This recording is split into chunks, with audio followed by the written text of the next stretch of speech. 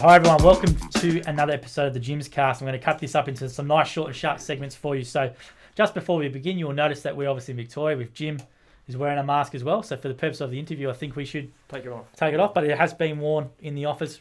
Don't worry about that. And Jim's been very following up with people who don't do it. And I come down hard on anybody who doesn't. Absolutely. For sure. So people know now, right now. But the law says that even in Victoria, you don't have to wear a mask when you're doing broadcasting. That's actually absolutely correct. And we're taking all precautions necessary. So let's get straight into it. So chapter 6 was the Gym's brand expands. Now this is a good chapter because I delved right into it and picked out some of the really interesting things. So in 1992, you actually approached to do a book. And your first edition of what everyone knows now as the Every Customer Fan book came out, which was the Cutting Edge. Can you maybe tell us about that, writing your first book? And what did you actually think about anyone even asking you to write a book at the time? Oh, I thought it was crazy. Never really come up with it. It was, but I thought it was a good idea because there was a certain amount of interest. I had this weird experience of becoming sort of a small kind of household name. And people were recognising me, which I didn't expect. So when this publisher came to me with this idea of a book, I thought, yeah, why not? Let's go for it. And were they recognising you back then just because you would have had the beard, I presume, maybe back then? In that time? I had the beard. Yeah. So you would have been looking like a lot more like the trailer back in that time. Well, it was 1992. Yeah, 1992, yeah. Yeah, I still had the beard, for sure. Yeah, and that book over time has also changed as well, hasn't it? You've changed the title, you've added to it, and you write it yourself now, don't you? You update it. Yes, I do, yep. personally. They sort of... I did interviews in the beginning, and it sort of came out as rather vapid philosophizing. So I took a part in the whole thing, even from the beginning, and just started... What I like is stories. If I want to read about somebody's business, I want to know what they did and how they did it and why they did it, not their ideas about how. So it became a very concrete book. So what I do every few years, I just go back in, put all the recent stuff in and do a bit of editing just to take out old parts that are less interesting and keep it up to date. That's a pretty good approach. So everyone who downloads the copy of your book, which is for free on the site, Jim writes it, and that's what's important for people to know. It's not ghostwritten or anything. You actually write it. You do it and you change it, update it every couple of years as well. So always download it. If anybody wanted to look at the real history of Jim's, they could get a hold of each copy of the book and they'd find how things had changed with time. But the philosophy, the idea is the same. It's a good read too. It's not as long as you think. It's not that, it's only probably that thick. So it's very direct and straight to the point with lots of great stories as well. So around that time as well, 1994, you were approached by a guy called John Marnie as well to use the brand for cleaning. Now, and can you maybe tell people why obviously we know it's a massive juggernaut now with Haydar Hussein in it, but why do you not think it was going to work? Well, we'd actually tried cleaning in the past, and it was my concept was that this image here with the guy with the beard and the hat looks like a gardener, because that's what I used to look like when I was mowing lawns. And I thought that obviously applies to mowing, but cleaning is totally different. It's an inside job. You don't think of a guy with a beard and a hat doing it. Often it's women for a start. So when we tried cleaning first, we did it with we thought it got a different logo. We thought the franchising contracts and stuff would be great, but let's change the logo. So I developed this thing called Sunlight, Sunlit, little sprays and stuff. And I sold a couple of franchises, and we started advertising for work, and it just didn't go anywhere. I just couldn't find the work. And eventually I went back to these people and said, look, sorry, I'll give you your money back. I repaid them completely and gave up. And then this guy came to me, John, and he said, what about Jim's cleaning? And I said, no, that's a mowing, gardening image. It won't work. And he said, well, I think it will. And I said, no, it won't. And he said, look, I'm so convinced it'll work that I'll give it a try myself. And so they did. I said, okay, well, it's not my cost. We'll take a share of the royalties. Which, though I didn't know it was the first stage to what we do these days when people start divisions, which is actually they do it themselves and we just help and support them. But he had a go at it and it worked. And he described somebody going into a real estate agent and so we're from Jim's Cleaning. And they go, oh, Jim's Cleaning, like the mowing. Oh, yeah. And their interest sparked up. It had that credibility. So we began it. Unfortunately, they didn't go very well. One of the reasons is in those days, every franchisor had their own call centre because of the way the technology was back in the early 90s. And they set up a call centre and they had more staff to look after 6 franchisees than I did to look after several hundred. So they were wildly overinflated in terms of their costs. And they went bust, and I took it back in-house eventually. And we know what happened with Jim's Cleaning Group now. It's obviously a massive juggernaut, the second largest division in gyms. And yeah, well, all the cleaning together, which Haydar runs, is over 800, and it's massive, and it's growing faster than mowing. And Hadar's always telling me it's going to be bigger than mowing one day, which unless mowing picks up its boots, it will. Yeah, but it's definitely it's on track for 1,000, isn't it? It's obviously, and it's got all the subdivisions. Like he's took the cleaning, but slubbed them off with the window Carpet, pressure cleaning. windows, pressure, and car. Yeah, they're all part of that division. Yeah, that's it. Blind cleaning repairs and everything as well. So, what's your actual opinion on more of a business thing, more brand stretch? So people will refer to that as brand stretch. You take a brand, and because it's worked in one thing, you stretch it to this, and this. A lot of people say you shouldn't do it, or I know maybe in the early days it made a lot of the mowing guys maybe a bit angry that you're not focusing on mowing, you're stretching the brand out. So, what are your thoughts on that? I don't remember guys getting angry about it. I don't remember anybody saying anything negative at all. To my mind, it works great for us because every time somebody drives down the road with a carpet cleaning van, for example, people say it's Jim's. And that means, as far as we can tell, they're more likely to use the mowing brand. We certainly know when mowing is established, other divisions come up very readily, but we think they reinforce each other. It's the Jim's brand fights itself. Look, Richard Branson's a perfect example of that. This is a Virgin is basically a record store originally, and it's airlines and it's cola and it's just about anything you'd like to name, and it travels very well. And Jim's, I don't know what does Jim's signify to me. I suppose to most clients it signifies service, but it's also kind of the Aussie battler thing. I think that image of the ordinary guy, which I certainly was. I'm probably still just a bit more successful than I used to be, but it's that. I think people like it. They like the brand. We ran some competitions online a while back and we said name 4 words to describe Jim's. And there was always Australian, iconic, hard-working Australian was one that always came up, reliable and trustworthy were the sort of 5 common themes. This was from younger people too. This wasn't from older people. This was on Instagram, so it was younger people. We have our best demographic actually in people who are too young to use our services. The kids love us. We do. They do. They do. It's going to be, they're the next franchisees, and that's, if they think that's the way to go and that's what they associate the brand, that's awesome. So during the next couple of years as well, you also started branching into other things, which is trees, dog wash and fencing, which was presented to you from Andrew McIntosh at the time, which you didn't think would work. And obviously because there wasn't much demand for it, or you wouldn't think there was. Back then. No, Andrew actually, he was one of my first franchisees. Andrew bought a lawn mowing ground off me about a year before I franchised. I really liked the guy. He was just this young, very energetic, just likable bloke. And I didn't even have a business to sell him, but I actually cobbled together some clients from all over and found a run for him. And then I kept in contact. And he used to take my guys out and train them. So that when I wanted to franchise, he was one of the people that I approached because I wanted people to come in, my best of my people who bought lawn mowing grounds off me and be sort of lead franchisees and train and encourage the others. So he did that. He came in immediately. He was very successful, became a franchisor within a couple of years when I split up my Melbourne region. And then he came to me once with fencing and he said, what about I start Jim's Fencing? And I said, well, I don't think it's going to work very well. I just don't see that as a brand, something we can go into. By this time, we'd done a number of divisions like dog wash and handyman, but they're all in-house. They weren't franchised out. So he made the same offer in a way as John Marnie. He simply said, look, I'll do it myself and I'll just, pay your royalties on the brand. So I said, go ahead. And it turned out to be extraordinary. The level of demand was exceptional. And one of the things we found about fencing is Jim's works well when there's what I call a high fear factor.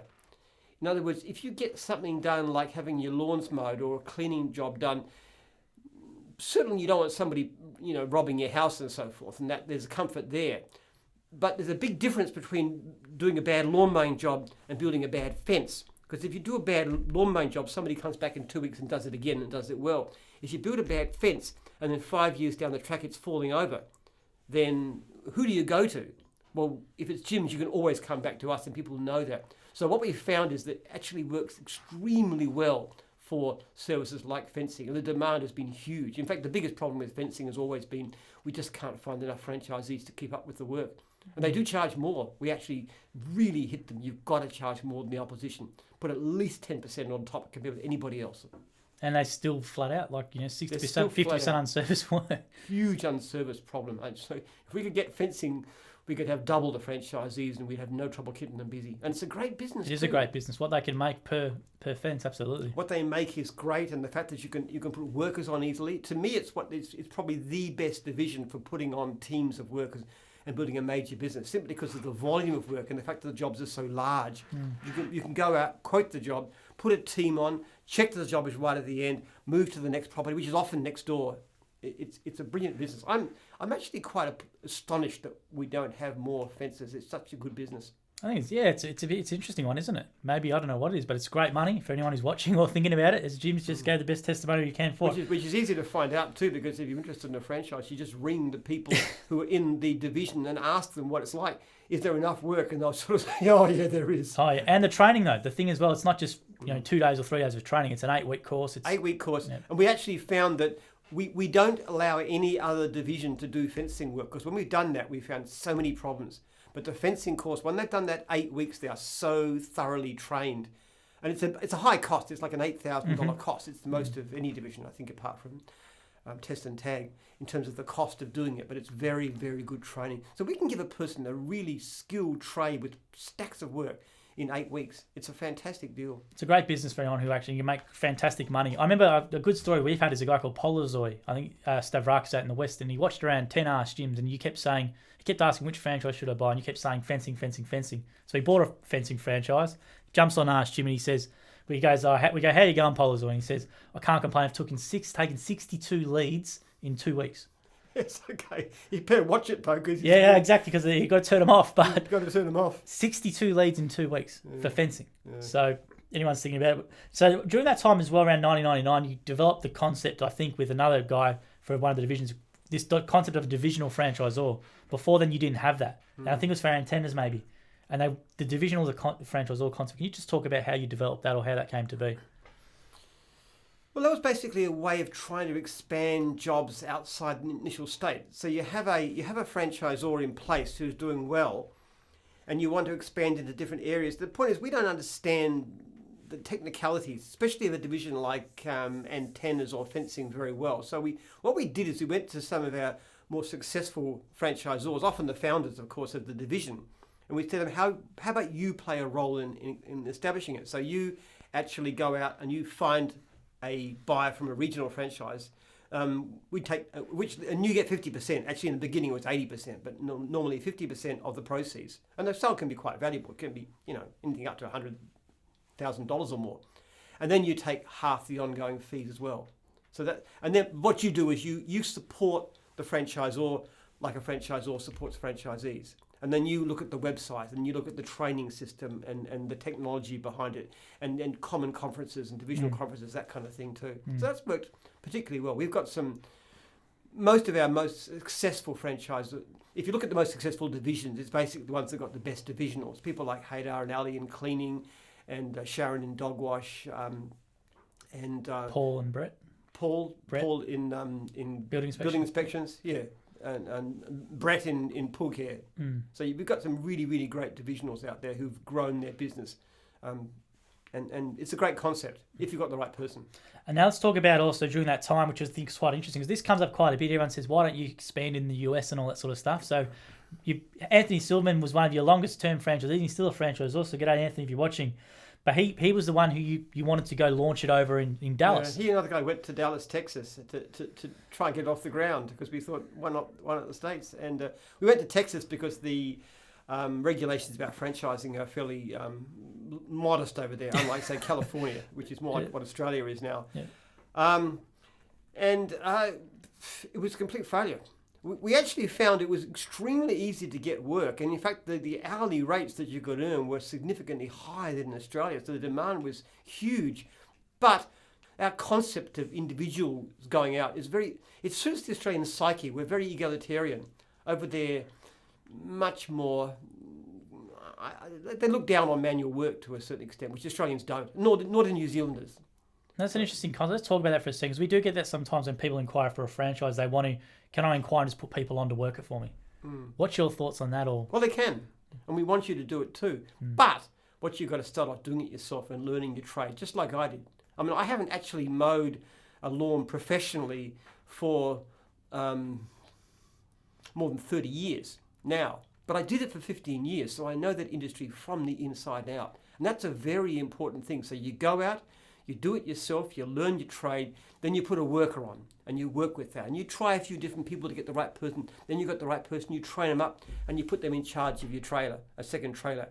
And then you get somebody else. Now, down the track of it, once you've done it for a while, if you've got decent management skills, then you can get to the stage where you've got people going out and your teams are going out working and all you're doing is supervising, looking after them. But it's got to start from inside knowledge.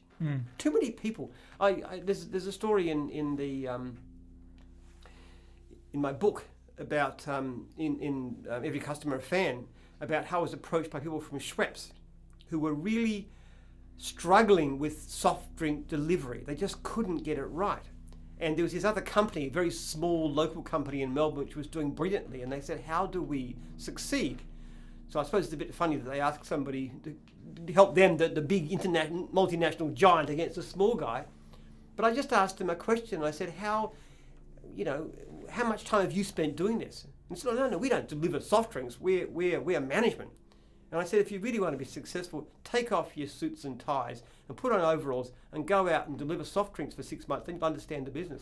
And that's basically the way that gyms works. The people who are successful, like Haydar is a person who's been a cleaner.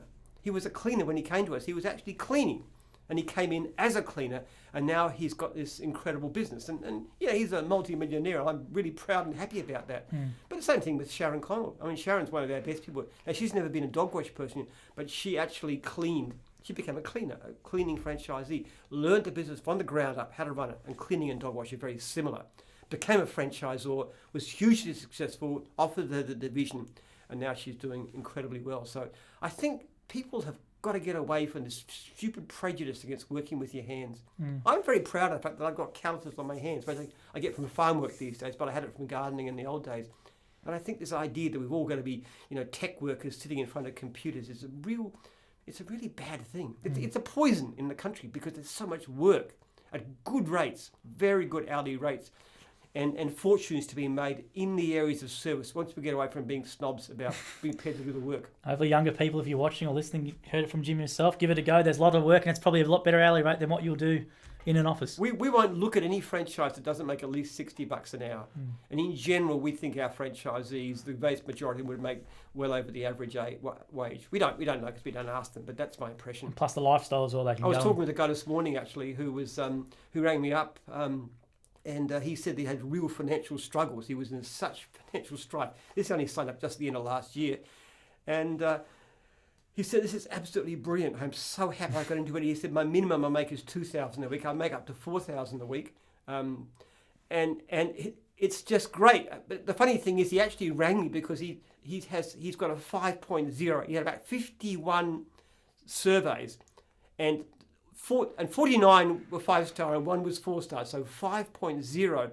But he got his first ever price survey where somebody objected to the price. And he was upset about this. And I said, well, your biggest problem is you're not charging enough because you should have had a lot more than one person complaining about the price. So I actually set him a pretty strong challenge. And I also spoke to Shane, his franchisor, and I said, when spring comes, you've got to put up your prices by at least 10%. Every new job, 10% up, because he's not taking much work outside territory. Every new job's got to be up 10%, and you've got to go to existing clients, and you've got to put them up 10%, because you're a fantastic operator, and you will find that virtually nobody will knock you back. And immediately, you've got an extra $20,000, $30,000 a year or whatever income. Fantastic, isn't it? And I'm glad to see he's doing well. And around in the chapter, just to finish that chapter off, it says in around 2000, you had a centralized call center, whereas it never used to be that way, which was quite interesting. Well, it's all to do with technology. In the beginning, there was really no way we could think of to answer phones. So every franchisor was taking their own calls. And because otherwise you couldn't see what work's been given out to the franchisees. And then this technology came in. We were probably a bit slow adopters, as a matter of fact, where we could take all the calls ourselves. And what happened is that the existing franchisors tended to consolidate into state-based, not even interstate divisions, and eventually we took back all the call centres. So we run our for Australia and New Zealand, which works a lot better because it's a very technical, complex thing to take the calls. And Jill and her team do a fantastic job. It's a great culture. Then we're going to move on to chapter 7 now as well. So chapter 7 was called The Gym Way, which was appropriately named. And it was quite interesting going back and reading it myself just to learn a few things. And originally people probably should know, but you used to have all Victoria, but then you started selling off regions more to help support franchisees better. Obviously there was a cash element as well, but you wanted to give them away so they could get better support from regional franchisors.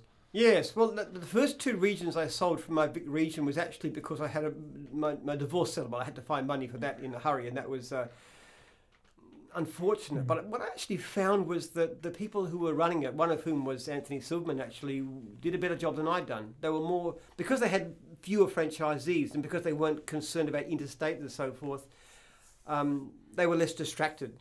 So they tended to talk to their people more often, ring them more often, spend more time with them, understand them, meet them personally, all this kind of stuff. So when I saw that happening and I thought it was best for my franchisees, I decided to do the same thing, to split up the rest of the state. And that was actually, in fact, a very bold thing to do because it was most of my income.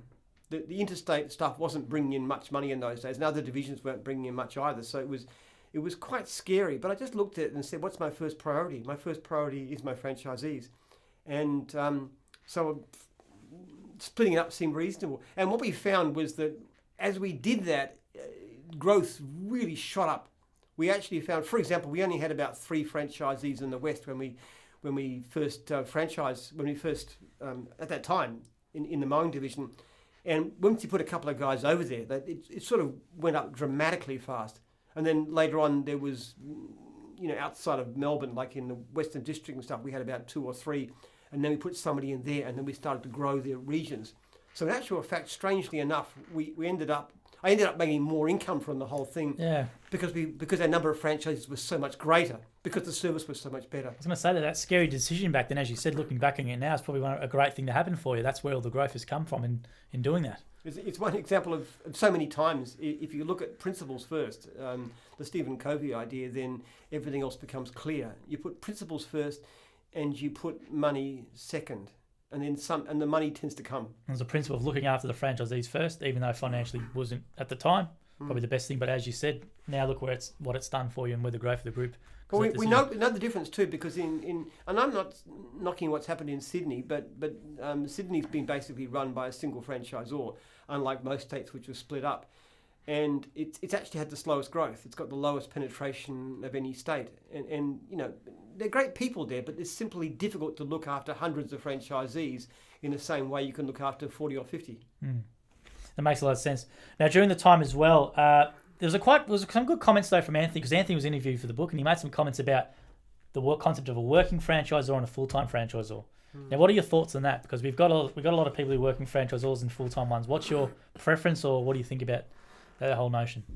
I like the principle that somebody shouldn't have to be in the field if they don't wish to be, which is one reason we say that a franchisor ideally, we wouldn't normally sell a regional franchise unless we could see the potential for 20 franchisees, because 20 franchisees will give you a decent 6-figure income and without doing anything else. Now, having said that, it's a bit mixed actually. Sometimes it's very good for a franchisor to keep their eye in the game. If they spend a couple of weeks out there doing the job, they get familiar with what's going on, they keep in touch with the guys perhaps a bit better.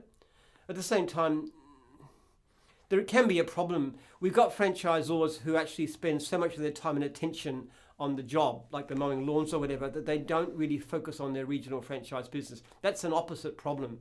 And in that case, it really doesn't work very well at all. The problem is this, that somebody can be out there, and they're usually very good operators. And let's just say they're making $150 an hour or whatever, which is not uncommon. That's a brilliant money. Well, no, for these kind of guys, they're the best of the best, because obviously that's why they're franchisors in the first place.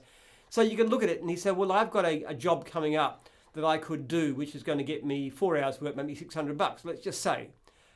On the other hand, I've also got a franchise inquiry, which could potentially, down the track a bit, earn me, thousands of dollars because of the sale and everything else. But it's not a sure thing.